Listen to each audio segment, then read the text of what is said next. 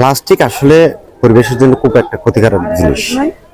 আমাদের এখানে যেহেতু সমুদ্র রয়েছে, বিচ রয়েছে, যত্র তত্র দেখা যাচ্ছে যে প্লাস্টিক গুলো লোকজন, স্থানীয় লোকজনগুলো রেখে চলে যায়, যেগুলোর আসলে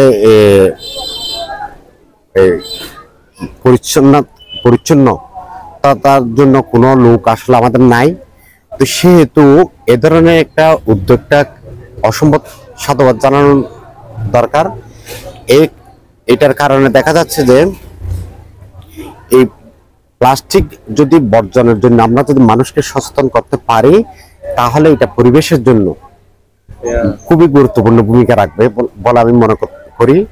তো এই জিনিসটা আরো বেশি সচেতন করার জন্য মানুষকে প্রত্যেক এলাকায়, কক্সবাজার জেলার প্রত্যেক এলাকায়, প্রত্যেক উপজেলায়, প্রত্যেক ইউনিয়নে যদি করা যায়, তাহলে আরো বেশি সুফল আমরা এলাকাবাসী বা কক্সবাজারবাসী পাবো এবং আমাদের সমুদ্র সৈকতটা সুন্দর এবং পর্যটকদের আকর্ষণীয় একটা এলাকা হিসেবে পরিণত হবে আমি মনে করি। প্লাস্টিকের দূষণ থেকে বাংলাদেশকে বাঁচাতে হলে এ ধরনের প্রোগ্রাম নিঃসন্দেহে একটি ইতিবাচক কর্মসূচি বলে আমি মনে করতেছি।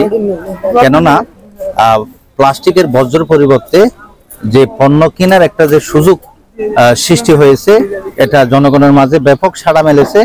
আজকে দেখেন স্থানীয় জনগণ তাদের ব্যবহৃত বর্জ্য দিয়ে, প্লাস্টিকের বর্জ্য দিয়ে এখানে তেল, ডাল, চিনি, ডিম থেকে শুরু করে 19 প্রকারের তারা পণ্য ক্রয় করতে সুযোগ পেয়েছে। আমি মনে করবো এটা একটা গণসচেতনতার জন্য একটি মাইলফলক থাকবে। এটা সরকার যে আপনার প্লাস্টিক ব্যবহারের যে বন্ধের সিদ্ধান্ত গ্রহণ করেছে, এটা এখানে কার্যত একটা ভালো ভূমিকা রাখবে বলে আমি মনে করি। মাল আনলে 22 কেজি মাল আনছে, 2টা তেলের বোতল হয়েছে, 3টা চিনি হয়েছে, 2 কেজি চানার ডাল হয়েছে, 2 কেজি লবণ হয়েছে। কাল ফালানো করে ব্যাগ দিয়ে এদিকে ফাইতে দায়িত্ব বলি ঠালাই সামনে দিতে সব দিকে ব্যাগিন ঠালাই হয়ে যাবে। প্লাস্টিক দিয়ে মোলাম দিছে, বোতল দিছে, বাস্কেট মাঙা দিছে, চেয়ার মাঙা দিছে, মোটা মারা ব্যাগিন 22 কেজি আন্ডা নিয়েছি, একটা বিস্কুট নিয়েছি, আর চিনি নিয়েছি, এরপরে আর একটা নুডলস নিয়েছি। এমনি পরে দেখতো আমরা এখন থেকে ওটাই আনি এই মালগুলো খাইছি। আগে তো ফেলে রাখতো, এগুলো তো কেউ নিত না। স্ক্রাব বিয়ারের দিতে গেলে নাহলে 5 টাকা, নইলে 4 টাকা এরকম বলছে। এগুলো কে পাঠাবে?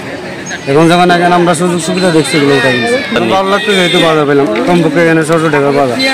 প্লাস্টিক আগে তো আমরা তো মূল্য দিতাম না, যে প্লাস্টিক দিয়ে আগে মানে রাস্তাঘাটে মানে নদী নালাতে এগুলো ফেলে দিত। প্লাস্টিক দিয়ে এগুলা মানে পুনরায় আরেকটা এটা বিবেচনা নিচ্ছে, আরেকটা মানে উদ্যোগ নিবে প্লাস্টিক দিয়ে, বোতল দিয়ে। তাহলে প্লাস্টিক এগুলা নালাতে, নদীতে গিয়ে অনেক বাড়িঘর মানে নালা নদী নষ্ট হয়ে গিয়ে মানে জাম হয়ে যাচ্ছে। এটার জন্য আমার জানা মতো এগুলা প্লাস্টিক এগুলা নিয়ে আপনার ওরা আরেকটা উদ্যোগ নিবে। সেটাই আমরা তো আগে জানতাম না প্লাস্টিক এগুলা এত উন্নত মান হয়ে যাবে। সেটা আজকে দেখলাম প্লাস্টিক দিয়ে এগুলা মানে বাজার হচ্ছে, পূর্ণ ব্যবহার করতেছে, পরিবেশ মানে বাঁচাচ্ছে আর কি। প্লাস্টিক নিয়ে আসলে আপনি কি দেন? প্লাস্টিকের বিনিময়ে এখানে অনেকটা আইটেম পাওয়া যায়, যেমন সুজি, আটা, বিস্কিট আছে, তারপরে টোস্ট বিস্কিট, তারপরে চাল, তারপরে বুটের ডাল, মসুর ডাল, আরো অনেক কিছু আছে আমাদের এই প্লাস্টিক বিনিময়ে এগুলো পাওয়া যায়।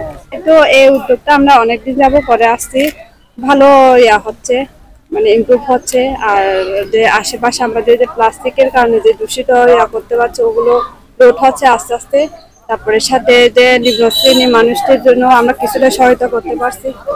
দীর্ঘদিন ধরে এই প্লাস্টিকের বিনিময়ে কার্যক্রমটা করতেছি। এটা মূলত প্লাস্টিকের দূষণের যে ভয়াবহতা, এটা থেকে পরিবেশকে রক্ষা করতে মূলত বিদ্যানন্দ ফাউন্ডেশন এবং জেলা প্রশাসন কক্সবাজার 2022 সালে এই কার্যক্রমটা নিয়েছিল। আমরা তারই ধারাবাহিকতায় আমরা গত এই বছরের শুরু থেকে এই কার্যক্রমটা চালিয়ে আসতেছি সারা বাংলাদেশে।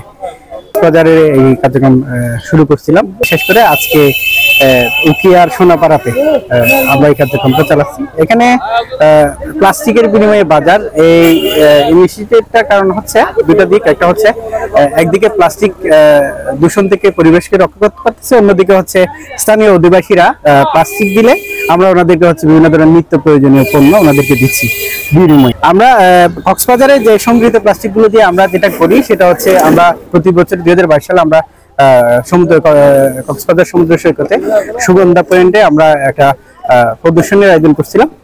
ওইটা আমরা গত বছর করছি, এই বছর আমরা সেম এই প্রদর্শনীটা করতেছি। এখান থেকে সংগৃহীত প্লাস্টিকগুলো আমরা এই প্রদর্শনীতে করবো। এছাড়া আমরা বাকি সব প্লাস্টিকগুলো আমরা রিসাইকেল করি। এটা যে কক্সবাজারে মোটামুটি আমাদের 100 টন মতো টার্গেট আছে, আমরা সবগুলো উপজেলায় আমরা এই কার্যক্রম চালাবো। এছাড়া আমরা কক্সবাজারে প্রতি মাসে একটা করে এই প্রোগ্রামটা করব। যেমন আমি যদি বলি, আমরা আগামী ডিসেম্বরের শুরুর দিকে আমরা এই কার্যক্রমটা আবার করব এবং পরবর্তীতে আগামী 4 মাসের যে কোনো সময় আমরা এই কার্যক্রমটা চালাবো।